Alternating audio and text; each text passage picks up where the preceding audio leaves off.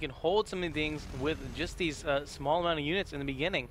Because to be honest, a lot of times when you take damage early as a Terran, what you do is you try to sit back as much as possible in Turtle. But here we go, we see that third orbital floating over to the third base already. A lot of times when you're in this position, you're forced to keep it in your main and you just use it to add on SCV production. But, I mean... He's not scared, man. Yeah, he's like, I got Hellions, man, and Marines. They're super good units. He's like, all right, I got 4 Hellions. I'm good. We're good. Let's go expand. He's going to have a ton of Zerglings coming in here from the side. If he can get us around all these Terran units, he should definitely be able to take them down. All those Hellions could be in trouble, but some instant reaction time there from Dream. He's going to pull them back. Is he going to be able to meet up with those Marines? It looks like most of them will be taken out. The Marines will be surrounded, going to have to be picked up. So a nice little win there for Golden. He takes a big supply lead. Yeah, he's now up about 40 supply, adding on some additional links, working on that 1-1. But right now, Dream, again, going for that Blue Flame upgrade after he's already started that 1-1 for his Marines and the rest of his bio. Right now, working off of, what is that, 5 racks at the moment. And we still see that starport on the reactor. Not producing any medevacs at the moment because we do still see a lot of that gas going into the upgrades here. But pretty soon he's just going to be able to churn out those units. We do see a bunker over at the third. Going to repel this one Zergling, doing a little bit of scouting information. But the rest of the Zerglings, are they going to go for it? Not yet. No, he's just not confident. I mean, it really just must be that he's such an intimidating player to play against. It looks like he's going to go in from 2 sides now. He's going to send Zerglings in as natural. Those will be dealt with immediately, and that's going to scare him back on the other side as well. So a nice little win there for Dream, and the supply gap is becoming less and less significant. I mean, he's still down 30 supply, but 30-40 supply when you're at 100 versus 140 is so much less when you're at like then 100 versus 60, you know? It's just a small percentage of your total supply. And again, as both these players are approaching max, that supply lead is just going to dwindle. And that's when we see that Dream can actually win out because he's so much more effective in these engagements so far. Yeah, I mean, I just love this style, man. His control is so good, and he makes it look easy. He's just playing without tanks against Infestors and Banelings and everything, and I mean, it only looks like this because he has some of the best control I've ever seen. We just have a ridiculous amount of Zerglings out on the field now, though. We're up to 107. We have 6 Infestors being added on, 2-2, Pathogen Glands, Centrifugal Hooks, and lots of Spine Crawlers, so he wants to be airtight against any sort of harasser drops. And we actually have a 4th base going down about the same time for both these players, as a massive Lynx round is going to do a little bit of damage here from Dream, but I think Dream is just too good, man. Yeah. These medevacs doing too much without the Infestor support to help him. They were just able to withstand that attack. I mean, the position was so good, and now look at the supplies. He's down 4 supply. I mean, if I told you how this game started and you hadn't watched it, you would not believe me. Yeah, like, I wouldn't. There's a 100% chance. There's no way you would believe it. If you told me that you know 2 minutes ago he was down 40 supply, I'm like, oh yeah, the game's over. Yeah. Yeah, exactly. I mean, this is brutal. And now the 4th is going to be finishing up about the same time as the 4th of the Zerg player. Dream is just everywhere with these Marines. He scouts that instantly. And now I think the signature multi-prong harass is going to begin, man. He's sending out a drop to the bottom. He's sending out some bioforces towards the top. He wants to just start taxing the multitasking of his opponent. You know, just utilizing that better control, that better splitting, the better, you know, multi-prong harass in APM. Yeah, he's such a strategical player. Supplies are now dead even. Ooh, he has to be careful here, though. And I mean, the medevac support is going to be enough, although the Ling's getting some decent surrounds here. Looking at the upgrades right now, it's 1-1 for both of these players, so no upgrade advantage on either side, but supplies are still incredibly so even. Oh, these Blue Flame Hellions at the top of the ramp are going to do so much damage. The Lynx will be forced to retreat. He did force a lift. That's a nice win. We have the drop, though, doing a lot of damage here on the bottom right side of the map. He's going to take out this first queen. He's stimming up those units. Maybe going to be able to get a Spine Crawler, too, but no, they do all finish up, so he's going to have to load up, get out of there. And I mean, that was good for Golden. I mean, he forced the lift, but he didn't really kill any of the economy. So if you take a look at the Harvester count, dead even, plus you add in the orbitals for the extra mules, you have that command center morphing into a planetary as well. So that should be totally secure, and more drop harass, you know, going on here. Dream is just everywhere, just forcing his opponent to react and overreact, and just allowing him to move his troops where he wants unopposed. Yeah, the main question stands, though. Is he actually going to do enough damage to slow down this tech to prove us? We see the Greater Spire about 75% of the way done. He's doing a lot of damage with these drops and being very, very distracting. But right now, Golden is just trying to buy enough time for that Broodlord tech to come out. Yeah, and I mean, the key difference between this game and last game, Golden never got a fourth last game, man. This game, he has his fourth up. He has that additional gas that he needs. Last game was just constantly getting denied. And even though Dream is definitely, he's ahead in the supply now, hilariously enough, and he's doing really well, it's hard to combat those Broodlords when they have the support, because look, he only has 20 Marines. That's his entire anti-air. He has no Vikings. He doesn't have any Ghosts. So he's so Marauder Hellion heavy, and none of those can shoot up. Yeah, this is going to be tough, but here we go. Another little engagement here in the center of the map by the Zergs. What is now going to be his 5th base, taking that Dunlogger Watch Terror. And another small little drop trying to get into the main. Oh, will that medevac go down? One more shot? No.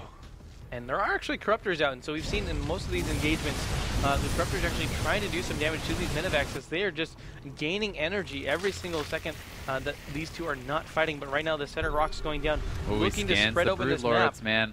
And now he's going to be like, uh-oh. So he's going to actually, oh my god, he's going to go for a Doom Drop. He's just loading up so many of these medevacs. He already has 2 over there, so he's actually going to drop 5 dropships full of units into the main. He just wants to avoid the Broodlords. He knows he cannot beat that army in a straight-up fight. He's starting up additional starports. He's getting the ship weapons. His 3-3 is on the way here, and here comes the big drop into the main. Is he going to be able to snipe the Greater Spire? It's exposed. He's going to go straight forward, I think.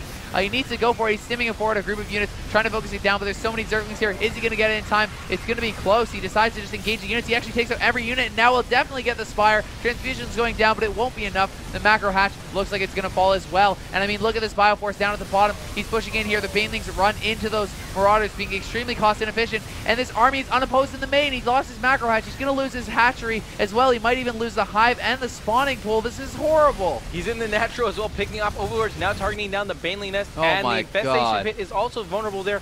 The drop He at gets the bottom the is Hive. still doing stuff. Oh my goodness, he has sent the Zerg back into the Stone Age, bought himself exactly the time that he needed to actually get the counters to these Broodlords. He's going to get the Infestation Pit as well. He literally is killing every single tech path there is. He's not going to be able to build a single unit. One more shot. Oh, one more. Oh, he gets the last shot. Oh I my cannot god. believe it. Oh my god. Look at the hatchery. Click on the hatchery. He cannot even get a lair right now. He can't do anything. He lost his Spire. He lost his Infestation Pit, his Baneling Nest, his spawning pool. That is just horrible. And Dream is expanding behind this. He has a 5th. How does he do it? This guy is Zerg a monster. Can literally only produce what he can produce at the very beginning. And look at this drop Drones here. and Overlords right now. That's it.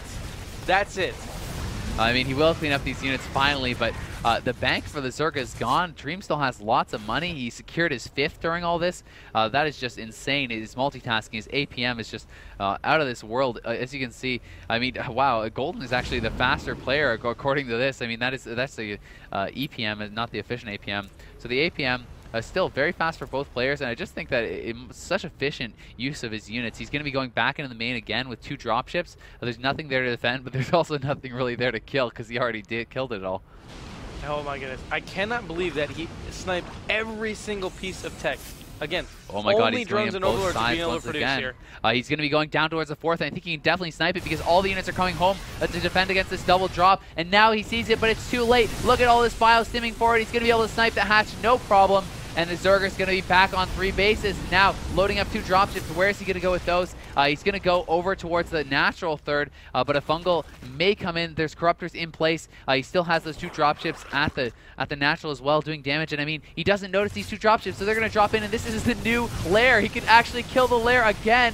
It's vulnerable. He's going to actually just go for the economic damage instead, slaughtering so many drones in beautiful positioning. I mean, will be cleaned up by the Corruptors, but these Corruptors are really not that valuable because they can't even morph into Broodlords at this point. Yeah, this is just such a crazy game, and now we see Dream back in his element, adding on 4 Vikings at a time, getting ship weapons level 2 already, as well as a personal cloaking for the Ghost. We see multiple Ghosts coming out at once. He's mining happily off of now 5 bases as he's established that top left base. We see a bunch of mules dropping there. And again, look at this. The upgrades for Dream. He's 3-3 on his bio. He's +1 on his Vikings. And when we saw those Broodlords morphing, we're like, oh my goodness, how is he going to deal with this? He doesn't even have the extra starports, which he normally has in time to counteract these Broodlords. But now he is 1 or 2 or 3 steps ahead of the Zerg in terms of the tech transitions.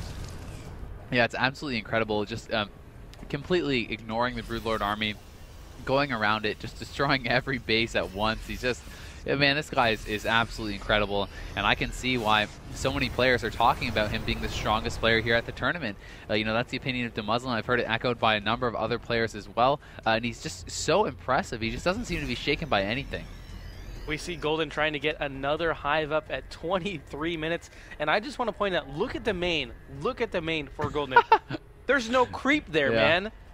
How often do you see a Zerg versus Terran game where Zerg literally has no creep in the main? This is such a strange game right now. One thing to note, though, look at how strong this Zerg Air Force is. We have 6 Broodlords, 19 Corruptors, 10 Infestors in support. I think he's really going to be needing a lot more Vikings or Ravens or something. He's going to need something to deal with it. He's adding on more starports. You know, maybe with some great EMPs in addition with the Vikings, he could take it out. But a couple Fungals plus 19 Corruptors, that'll make short work of 12 Vikings. Yeah, a nice little double drop headed towards the main. Sees that nothing was rebuilt there, so it's going to retreat. But he's also adding on these nukes now and going for that late game style of adding on just a lot of command centers. And we see that Mobius Reactor about to finish for those Ghosts, as well as 2 more starports.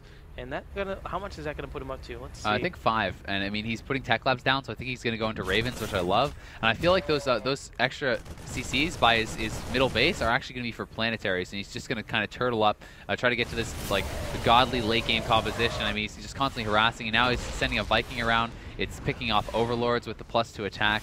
He's just being so annoying. He's on top of everything. 2 more dropships moving out here. They are going to be scouted by that Burrowed Infestor. That's kind of funny. But I mean, still, like, what can he really do to deal with this? The Broodlords are the main brunt of the army, and they're so slow, man. While Dream has this incredibly mobile Bioforce. Oh, and the Corruptor Force is going to scout these 2 dropships. Immediately going to take them out. Only 2 units out of the, I don't know how many that was with the Marauder count in there, but only 2 units out of those 2 Medivacs are going to get down. But look at the production tab for Dream right now. Going into that Seeker Missile, getting Corvid Reactor, getting high-sec auto-tracking, going to extend the time limit from those Seeker Missiles even.